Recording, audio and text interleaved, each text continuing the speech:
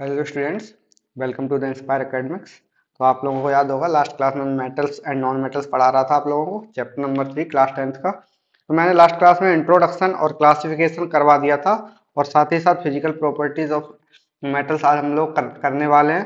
तो पहले हम लोग मेटल्स के बारे में हमने कुछ पढ़ लिया था। आज हम पढ़ लेते हैं इंपॉर्टेंस ऑफ नॉन मेटल्स, यानी कि इंपॉर्टेंस ऑफ मेटल्स हम लोग ऑलरेडी कर चुके हैं। तो आज हम करने वाले हैं importance of non metals. Okay, तो आज हम देखते हैं। तो सबसे पहले नॉन मेटल्स में आता है हमारे पास कार्बन, है ना। बहुत इंपॉर्टेंट होता है, इसलिए सबसे पहले मैंने कार्बन को ही लिया है।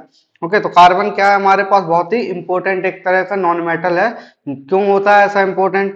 क्योंकि ये क्या होता है, जो लाइफ है हमारे अर्थ पे, मतलब कि जो अर्थ है उस पे जितनी भी लाइफ प्रेजेंट है उसके पीछे का रीजन यही है। कार्बन कंपाउंड से ही मिलके बने होते हैं सारे ऑर्गेनिजम्स हैं। और जैसे हम बोल सकते हैं डीएनए में, आरएनए में, इनमें सभी में प्रेजेंट होते हैं। न्यूक्लिक एसिड्स में, प्रोटीन्स में, जैसे कार्बोहाइड्रेट्स अगर हम बोले, proteins, oils and fats, vitamin, enzymes, ये सारी चीजों में कार्बन प्रेजेंट होता है। तो इसलिए हम बोल रहे हैं कि नॉन मेटल में कार्बन इतना ज्यादा इंपॉर्टेंट है, क्योंकि लाइफ को एग्जिस्ट करवाने के लिए कार्बन बहुत इंपॉर्टेंट होता है। ओके, अब इसके अलावा अगर हम देखें तो carbon compounds are essential for development, growth and maintenance of living organism. यानी ये कार्बन जो होगा, वो कार्बन के जितने भी कंपाउंड्स होंगे वो क्या करेंगे, ग्रोथ में या फिर बॉडी के डेवलपमेंट में, किसी भी ऑर्गेनिज्म के डेवलपमेंट में और उसके मेंटेनेंस में, है ना। जैसे रिपेयरिंग हम बोल सकते हैं कि कभी कभी चोट लग जाती है तो मेंटेनेंस में उसका कार्बन ही हेल्प करता है और लिविंग ऑर्गेनिजम्स की लाइफ को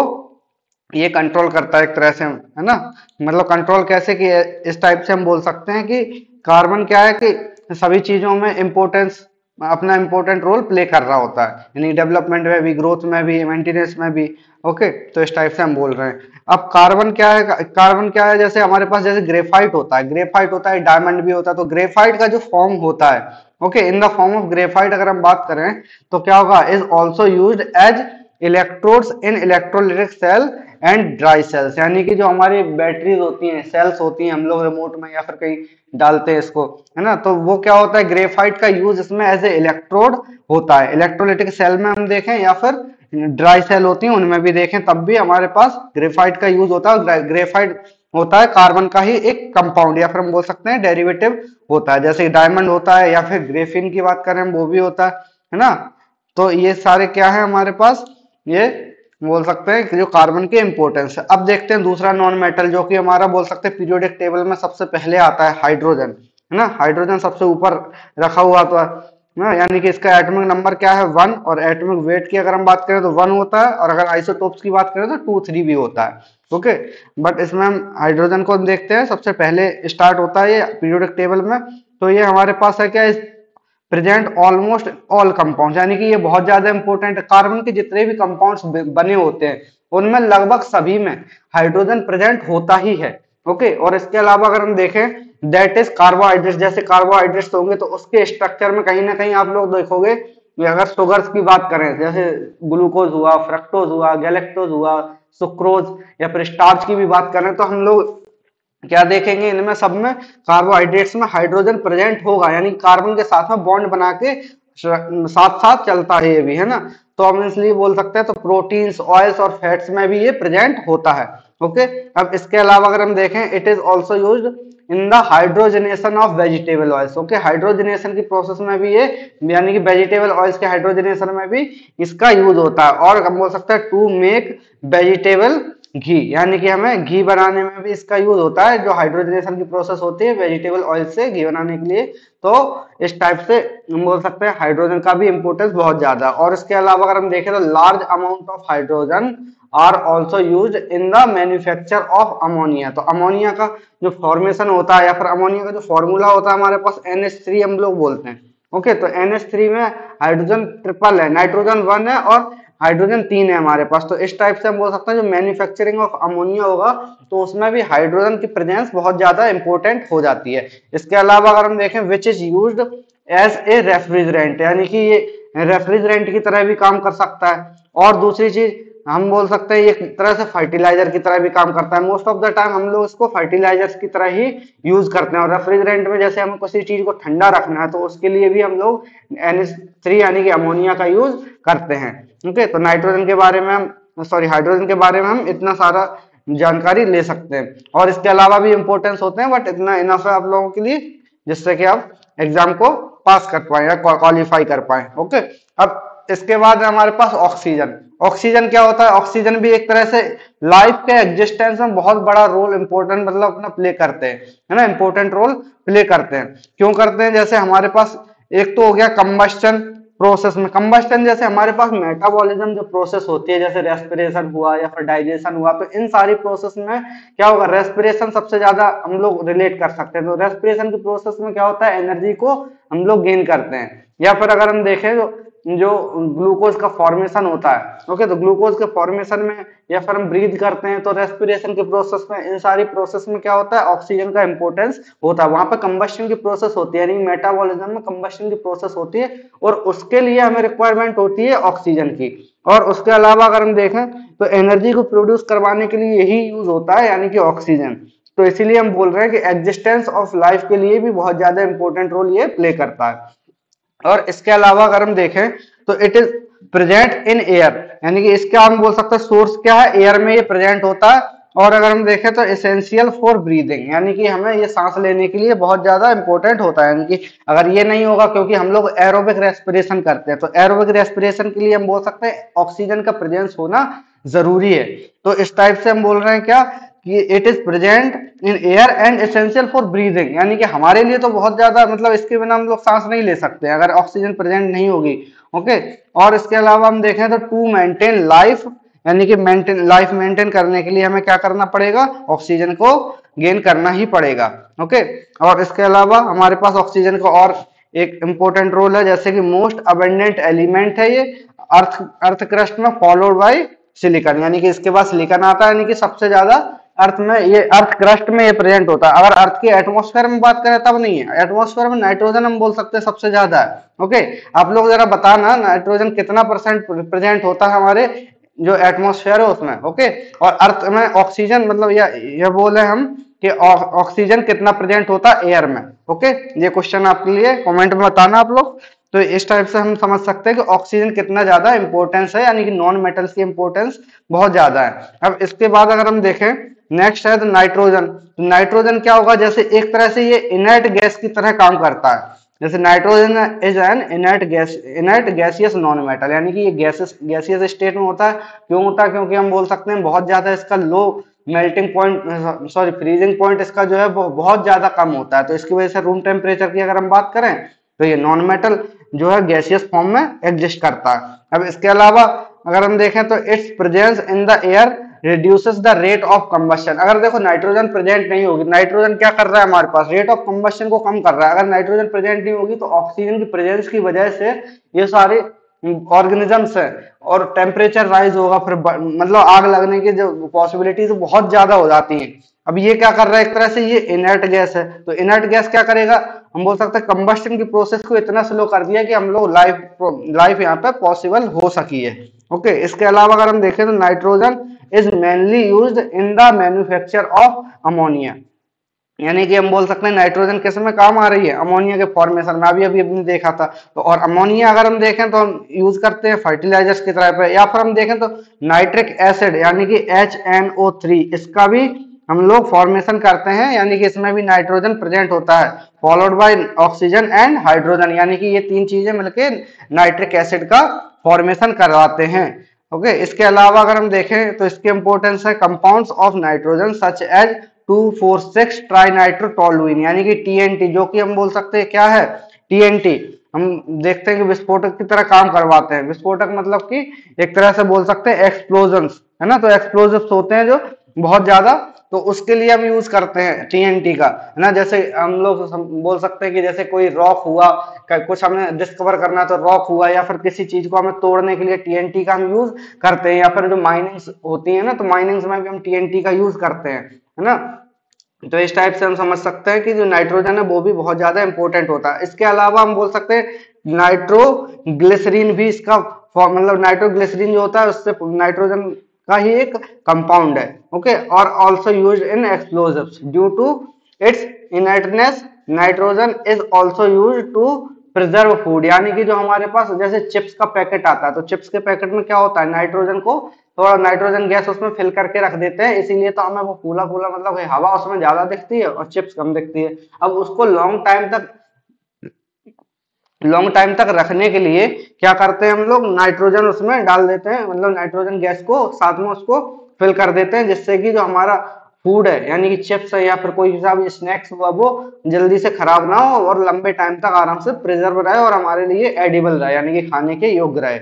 ओके, अब इसके बाद अगर हम देखें तो सल्फर है, तो सल्फर क्या करेगा, sulphur is formed in the plants and animals. तो सल्फर क्या कर रहा है हमारे पास, ये प्रेजेंट होता है हमारा प्लांट्स और एनिमल्स में। कैसे प्रेजेंट होगा, हम बोल सकते हैं sulphur compounds are also present in the proteins, hair, onions, garlic, wool etcetera, यानी कि ये सारी चीजें हैं प्रोटीन्स में प्रेजेंट हो गया, या हेयर में, ऑनियन में, गार्लिक में, वूल एक्सेट्रा, इन सारी चीजों में ये सल्फर प्रेजेंट होता है। अब ये क्या है, elemental sulphur is also use as a fungicides and in making gun powder. Gun powder को इस फॉर्मेशन में सल्फर का यूज करते हैं। आप ऐसा मत करना कि सल्फर लेने मार्केट जा रहे हो गन पाउडर बनाएंगे हम लोग, है ना, ऐसा मत करना। तो अब हम समझ सकते हैं इसके बाद क्या है, ये फंजीसाइड्स बनाने के लिए यूज होता है। जैसे फंगस लग जाता है कहीं कहीं मॉइस्चर की वजह से, है ना, और टेम्परेचर राइज होता है, ह्यूमिडिटी प्लस टेम्परेचर की वजह से फंगस लग जाते हैं, तो ये फंजीसाइड्स जो होते हैं उसका फॉर्मेशन करने में हम लोग सल्फर का यूज करते हैं। तो ये होगा हमारे पास जो इंपोर्टेंस ऑफ नॉन मेटल्स हैं। ओके, अब इसके बाद हम अगर देखें तो फिजिकल प्रॉपर्टीज ऑफ मेटल और पढ़ लेते हैं आज की क्लास में। तो सबसे पहले अगर प्रॉपर्टी की बात करें तो हमारे पास जो फिजिकल प्रॉपर्टी में आता है, एक तो क्या होगा, मेटल्स के बारे में ये क्या करेंगे, दे पजेसेस लस्टर, यानी कि हम बोलेंगे metals in the pure state possesses lustre. अब लस्टर क्या होता है, मैंने लास्ट टाइम बताया था आप लोगों को डेफिनेशन में कि लस्टर पजेस करना, यानी कि दैट इज, हम बोल सकते हैं क्या होगा, shiny surface. Okay, shining surface. अब आप लोग को लग रहा होगा शाइनिंग सरफेस कैसे, अच्छा गोल्ड तो देखा ही होगा आप लोगों ने, तो गोल्ड क्या है, मेटल ही तो है, या फिर सिल्वर होगा वो भी मेटल ही तो है। तो वो क्या करते हैं, शाइनी सरफेस होता है उनका, आप लोग देख सकते हो, यहाँ से समझ सकते हो। और उसके अलावा अगर किसी और मेटल की बात करें, जैसे आयरन हुआ या कॉपर हुआ ना, तो इसके लिए हम एक्सपेरिमेंट के थ्रू भी समझ सकते हैं। ये जैसे कोई सा भी हमने आयरन का पीस उठा लिया, तो पीस उठाने के बाद हम बोल सकते हैं कि उसको हम लोग सैंड पेपर के थ्रू रब करें, है ना, सैंड पेपर के थ्रू रब करें, तो कुछ टाइम के बाद ऐसा होगा कि वो शाइनी सरफेस अपीयर हो जाएगी। जैसे क्या होता है, इसकी वजह क्या होती है कि जो शाइनी सरफेस अपीयर नहीं होती है, तो हम इसकी रीजन ये होता है कि जैसे कभी कभी हम लोग मेटल को ऐसे एनवायरनमेंट में ओपनली रख देते हैं। जब ओपनली रख देंगे तो वो एनवायरनमेंट के साथ में रिएक्ट कर जाता है, क्योंकि मेटल्स हमें पता है बहुत ज्यादा रिएक्टिव होते हैं नेचर में, है ना। तो जब रिएक्टिव है तो ये मेटल्स क्या करेंगे, मॉइस्चर के साथ में, एयर के साथ में ये रिएक्ट कर जाएंगे, और रिएक्ट करने के बाद क्या करेंगे, अपनी जो प्रॉपर्टी है लस्टर वाली, वो धीरे धीरे खोना स्टार्ट कर देते हैं। तब जब स्टार्ट कर देंगे तो फिर क्या बोलेंगे, हमें शाइनी सरफेस उसको निकालना पड़ेगा, लेकिन हम लोग एक्सपेरिमेंट के थ्रू इसको आराम से निकाल सकते हैं। ओके, तो शाइनी सरफेस हो गया हमारे पास, यानी कि मेटल्स के पास क्या है, लस्टर प्रेजेंट होता है, जिसे हम बोल सकते हैं शाइनी सरफेस। और अगर हम देखें दूसरी प्रॉपर्टी क्या होगी, यानी कि ये होते हैं जनरली हार्ड। ओके, जनरली कैसे हैं हमारे पास, ये हार्ड प्रेजेंट होते हैं। ओके, और अगर हम देखें तो ये क्या होगी, हार्डनेस जो होगी वो वेरी करती है, hardness varies from metal to metal, यानी कि एक मेटल में अलग टाइप की हार्डनेस हो सकती है और दूसरे मेटल की हार्डनेस अलग हो सकती है। ओके, यानी कि डेंसिटी पे भी डिपेंड करती है, और बहुत सारी चीजें होती हैं जिसमें कि हार्डनेस हम लोग डिफाइन कर सकते हैं अलग अलग टाइप से। अब इसमें कुछ एक्सेप्शंस भी हैं, जैसे अगर हम बात करें सोडियम की, एक्सेप्शन है ये हमारे पास। ओके, एक्सेप्शन है, जैसे सोडियम हुआ। अगर पोटेशियम की बात करें तो ये क्या है, सोडियम, पोटेशियम, अगर लिथियम देखें तब भी, और अगर हम मरकरी देखें Hg, ये तो पूरा लिक्विड ही एक तरह से है ना, तो ये क्या हो गया, हार्ड तो नहीं है कहीं से भी, यानी सोडियम, पोटेशियम, लिथियम या फिर मरकरी की बात करें, ये क्या है हमारे पास एक्सेप्शन है इस वाली प्रॉपर्टी को लेके, यानी कि हार्डनेस तो इनमें नहीं है। बाकी रही बात शाइनी सरफेस की, शाइनी सरफेस तो होती ही है, यानी कि लस्टर तो पजेज करेंगे बट हार्डनेस नहीं होती है इनके पास। जैसे सोडियम क्या हुआ, नाइफ से कट करने के बाद ये कट जाता है आराम से। पोटेशियम हुआ, पोटेशियम भी आराम से कट जाता है, लिथियम भी कट जाता है। और मरकरी को तो काटने की जरूरत होती नहीं, वो तो ऑलरेडी हम लोग बोल सकते हैं लिक्विड फॉर्म में या लिक्विड स्टेट में प्रेजेंट होता है। तो आराम से हम लोग ऐसे समझ सकते हैं कि ये हार्ड नहीं है। ओके, और अगर हम देखें बाकी के सारे मैटेरियल जो क्या होते हैं, बाकी के सारे अगर एलिमेंट्स हैं जो मेटल्स हैं, मतलब कि बोल सकते हैं क्या कि ये सारे हार्ड होते हैं। और अगर एग्जांपल लेना चाहो तो हम लोग इसके एग्जांपल्स ले सकते हैं, जैसे कि हमारा आयरन हुआ है ना, Fe, कॉपर हुआ या कोबाल्ट हुआ या निकल हुआ, जिंक हुआ है ना, ये सारे हम लोग एग्जांपल्स के तौर पर ले सकते हैं कि ये क्या है, हमारे जनरली हार्ड होते हैं। और अगर एक्सपेरिमेंट करना चाहो तो कर सकते हो, तो आयरन का एक पीस लेके देख लेना और उसको चाकू से नाइफ से काट के देख लेना, है ना, तो उसको आराम से आप लोग काट नहीं पाओगे, है ना। तो इसलिए हम बोल सकते हैं ये जनरली क्या होते हैं, हार्ड होंगे नेचर में। और अगर हम थर्ड देखें इसकी प्रॉपर्टी क्या होगी, ये जनरली क्या होंगे, मेलिएबल प्रॉपर्टी होंगे रखते हैं। ओके, जनरली क्या होंगे, malleable property. Okay, generally malleable हम लोग समझ सकते हैं, यहाँ डबल एल आएगा, तो जनरली मेलिएबल होते हैं ये, यानी कि ये क्या करेंगे, ये फॉर्मेशन करते हैं किसका, थिन शीट्स में। यानी कि जो मेलिएबल प्रॉपर्टी होती है वो हम बोल सकते हैं कैसे डिफाइन करेंगे हम, कि ये थिन शीट्स फॉर्मेशन में इनका रोल होता है। अब जैसे ये जो है हमारे मेटल्स, तो मेटल्स क्या करेंगे, एक तरह से ऐसे अगर हमने सपोज करो कि ये रखा हुआ है हमारे पास, ओके, मतलब कि एक क्या है, स्फीयर है, यहाँ पर हम बोल सकते हैं बॉल है। ओके, तो बॉल को हम लोग क्या कर सकते हैं, ऐसे पतले पतले पतले पतले एकदम क्या कर सकते हैं, इसको ऐसे एक लेयर में या फिर हम बोल सकते हैं एक थिन शीट में इसको हम बना सकते हैं। तो ये प्रॉपर्टी होती है मेलिएबल प्रॉपर्टी। अब इसको हम लोग एक्सपेरिमेंटली कैसे कर सकते हैं, तो एक्सपेरिमेंटली कुछ नहीं करना हमें ज्यादा, इसको हम क्या कर सकते हैं नॉर्मली कि थोड़ा सा अगर हीट देना चाहो तो इजी हो जाएगा काम, और अगर नहीं देना चाहो तो कोई बात नहीं। हम लोग क्या करें, इस बॉल को आराम से ऐसे रखें और एक स्टेबल जगह पर रख दें और नीचे से कुछ सॉलिड रख लें और ऊपर से किसी चीज से पीटते रहें इसको, है ना, ठोकते रहें, जैसे हथौड़ी हो गई, है ना, तो उससे हम लोग अगर पीटते रहेंगे तो बाय द टाइम ये क्या होगा, थिन शीट्स में ये कन्वर्ट हो जाता है मेटल, है ना। तो इस टाइप से हम बोल सकते हैं जनरली ये मेलिएबल प्रॉपर्टी रखते हैं और थिन शीट्स का फॉर्मेशन ये करवा सकते हैं। अब इसके अलावा अगर हमारे मेटल्स की जो प्रॉपर्टीज है, फिजिकल प्रॉपर्टीज, तो और क्या होंगी, देखो हमने तीन की बात कर ली, अब चौथा हम देखते हैं, तो ये होते हैं डक्टाइल नेचर के। क्या होंगे, डक्टाइल नेचर प्रोड्यूस रहता है इनका। तो डक्टाइल नेचर का मीनिंग क्या है, यानी कि हम बोल सकते हैं ये वायर का फॉर्मेशन करवा सकते हैं। आप लोगों ने देखा भी होगा कॉपर के, एल्यूमिनियम के जो हमारे घरों में यूज होते हैं वो वायर्स रहते हैं, है ना। टंगस्टन के भी वायर्स यूज होते हैं। टंगस्टन जैसे हमारे जो बल्ब होते हैं ना 100 वॉट वाले जो येलो बल्ब्स होते हैं, उनमें हम लोग टंगस्टन का यूज करते हैं। तो इस टाइप से हम बोल सकते हैं कि ये क्या होंगे, डक्टाइल नेचर को भी बना मतलब डक्टाइल नेचर भी ये रखते हैं अपने पास, यानी कि वायर फॉर्मेशन में भी इनका यूज होता है। अब इसके अलावा अगर हम देखें तो और भी प्रॉपर्टीज होती हैं, है ना। तो जैसे हम बोलेंगे क्या, फिफ्थ नंबर की प्रॉपर्टी हमारे पास इनका जो मेल्टिंग पॉइंट होगा, मेल्टिंग पॉइंट या फिर हम बोल रहे हैं एंड बॉइलिंग पॉइंट। तो मेल्टिंग और बॉइलिंग पॉइंट, यानी मेल्टिंग पॉइंट क्या होता है, हार्ड है जैसे सब्सटेंस कोई, तो हार्ड सब्सटेंस को यानी कि सॉलिड को लिक्विड में कन्वर्ट करना। ओके, सॉलिड को लिक्विड में कन्वर्ट करना, और फिर बॉइलिंग पॉइंट क्या हो जाएगा हमारे पास, ये वेपर फॉर्म में लेके आना। ओके, वेपर फॉर्म में। तो इस टाइप से हम बोल सकते हैं सॉलिड, लिक्विड एंड गैस या फिर वेपर। ओके, तो इस टाइप से हम बोल सकते हैं ये जनरली क्या होंगे, वेरी हाई।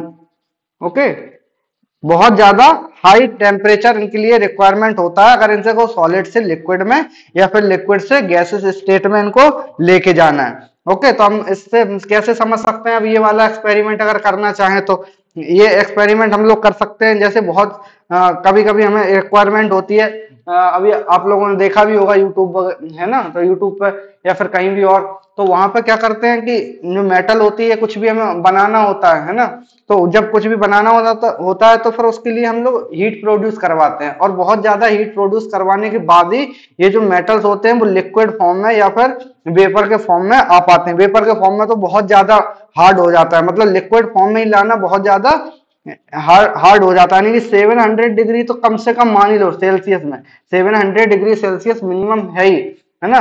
तो और इसके ऊपर ही होते हैं सारे मेटल्स के जो मेल्टिंग पॉइंट है वो। ओके, और अगर हम देखें सोडियम वगैरह की बात करें, कुछ मेटल्स हैं जिनके कम हो सकता है, लेकिन अगर हम इन जनरल आयरन जैसे कॉपर हुआ इनकी बात करें तो 700 डिग्री सेल्सियस से ज्यादा ही होते हैं। और अगर हम देखें और प्रॉपर्टी, जैसे ये क्या करते हैं, हमने एक और प्रॉपर्टी देखी थी, conduction of heat, conduction of heat and electricity. तो ये कैसे हम कर सकते हैं, तो ये हम बोलेंगे कि ये कंडक्शन ऑफ हीट और इलेक्ट्रिसिटी दोनों ही करवाते हैं जो मेटल्स हैं। अब ये हम कैसे एक्सपेरिमेंटली कर सकते हैं, तो देखो एक तरह से हम ऐसा सेटअप बना सकते हैं, यहाँ पे हमने एक स्टैंड ले लिया और नीचे से हमने एक नीचे से हमने एक कैंडल लगा दी या फिर कुछ भी जो फ्लेमेबल हो, है ना, फ्लेमेबल सब्सटेंस यहाँ पे लगा दिया, और यहाँ पे हमने एक रॉड लगा दी, है ना। एक रॉड लगाने के बाद ये क्या करेंगे, हम यहाँ से ये पहुंचेगी हीट यहाँ तक। तो जब यहाँ हीट पहुंच रही है एक पर्टिकुलर पॉइंट पे या फिर इतने एरिया पे, तो एक टाइम आएगा ऐसा कि हम लोग जब हीट देते ही रहेंगे इसको, तो यहाँ मतलब कि दूसरे वाले जो अदर पॉइंट्स है, यानी कि इस साइड वाले पॉइंट्स और इस साइड वाले पॉइंट्स, ये दोनों जगह के पॉइंट्स को क्या करेगा, ये जनरली गर्म कर देगा। यानी कि हीट हम बोल सकते हैं क्या होगा, यहाँ से एक जगह से दूसरी जगह पे ट्रांसमिट हो रही है या फिर कंडक्शन ऑफ हीट करवा रहा है वो मेटल। ओके, और अगर इलेक्ट्रिसिटी की बात करें तो जनरली हम लोग देखते ही हैं कि मेटल्स के वायर्स यूज होते हैं, और मेटल्स के वायर्स में इलेक्ट्रिसिटी का फ्लो होता है। और अगर हम एक्सपेरिमेंटली करना चाहें तो एक्सपेरिमेंट्स भी कर सकते हैं, है ना, बट बिल्कुल केयरफुली करना अगर करना भी है तो। ओके, जैसे हम लोग नॉर्मली क्या करते हैं कि जो टेस्टर होता है उसको हम लोग स्विच प्लग में लगा के हम देख सकते हैं, है ना, या फिर नॉर्मली बैटरीज होती हैं, बैटरीज में जो डीसी करंट रहता है वो वाली बैटरीज में मेटल्स का यूज हम करते हैं, है ना। तो उसमें हम वायर के थ्रू कुछ ना कुछ, जैसे बल्ब हुआ वो हम जला सकते हैं, है ना, छोटा मोटा कोई एलईडी बल्ब हुआ तो उसको भी हम जला सकते हैं। तो इस टाइप से हम एक्सपेरिमेंटली कर सकते हैं इसको। ओके, तो इलेक्ट्रिसिटी का फ्लो और हीट का भी फ्लो, या फिर हम बोल सकते हैं कंडक्शन ऑफ हीट और इलेक्ट्रिसिटी का भी कंडक्शन ये करवाते हैं। ओके, मेटल्स की ये सारी प्रॉपर्टीज होती हैं। ओके, और अगर हम देखें इसके बाद एक नोट पॉइंट है, जैसे अगर पहले हम एक ऑर्डर लिख लेते हैं क्या, जो कंडक्शन ऑफ इलेक्ट्रिसिटी या फिर हीट, तो मरकरी में हम बोलेंगे क्या होगा, कंडक्शन ऑफ हीट, या फिर हम देखें क्या, कंडक्शन ऑफ इलेक्ट्रिसिटी, ये इस टाइप से वेरी करता है। ए जी यानी कि हमारे पास क्या है, A G, C U, A U, A L, okay, W यानी टंगस्टन, एच जी यानी कि मरकरी। ये इस टाइप से कुछ मेटल्स के हमने रेफरेंस लिया है, जैसे कि ए जी क्या है हमारे पास, सिल्वर और कॉपर, ए यू मतलब गोल्ड हमारा, ए मतलब एल्यूमिनियम, टंगस्टन, और लास्ट में एच जी यानी मरकरी। ये इस टाइप से हमने कुछ रेफरेंस लिया, तो इनका ऑर्डर जो है वो ऐसे होता है। ओके, तो इस टाइप से हम लोग conduction of heat, conduction of electricity का ये हम एग्जांपल ले सकते हैं। तो इनमें ऑर्डर भी देख सकते हैं कि किस में ज्यादा होगा, मतलब मेटल टू मेटल ये भी वेरी करेगा। ओके, कंडक्शन ऑफ इलेक्ट्रिसिटी और कंडक्शन ऑफ, अब एजी क्या होता है, जैसे एजी बहुत ज्यादा महंगा पड़ता है, इसीलिए हम लोग क्या करते हैं, कॉपर का तो यूज करते हैं, कॉपर का यूज करते हैं क्योंकि ये आराम से मिल भी जाता है और इतना ज्यादा एक्सपेंसिव नहीं है। हाँ, माना कि बोल सकते हैं एल्यूमिनियम से तो महंगा है, तो एल्यूमिनियम के भी बहुत सारे वायर्स बनते हैं, लेकिन ये क्या है, कॉपर का यूज हम नहीं करते हैं, सॉरी, कॉपर का यूज हम जनरली करते हैं। ओके, और एल्यूमिनियम का भी यूज हम मोस्ट ऑफ द टाइम करते हैं वायर फॉर्मेशन में या इलेक्ट्रिसिटी की कुछ भी चीज हमें बनानी हो तो। और उसके अलावा अगर हम एयू की बात करें तो ये तो ऑर्नामेंट्स में ही इतना महंगा पड़ता है, कहाँ वायर बनाएंगे हम इसका। या फिर एजी की बात करें तब भी बहुत ज्यादा एक्सपेंसिव पड़ता है, तो इसलिए हम इन सारे मेटल्स का यूज नहीं करते हैं। बाकी का टंगस्टन का यूज हम करते हैं, जैसे फिलामेंट बनाने के लिए हम लोग यूज करते हैं, तो इसके लिए हम बोल सकते हैं इसका यूज होता है। और एच का यूज हम लोग थर्मामीटर पे बनाने के लिए यूज करते हैं ना, तो एच का हम ऐसे देख सकते हैं, वहां पे भी हीट का ट्रांसमिशन होता है जिसके थ्रू जो हमारी बॉडी का टेम्परेचर है वो मेजर किया जाता है। ओके, तो ये सारी प्रॉपर्टीज है मेटल्स की। ओके, तो आज की क्लास को हम यहीं तक रखते हैं, नेक्स्ट क्लास में हम नए टॉपिक के साथ में मिलेंगे, प्रॉपर्टीज ऑफ नॉन मेटल्स के साथ में। ओके, तो मिलते हैं नेक्स्ट क्लास में। Thanks for watching, like share and subscribe this channel and video.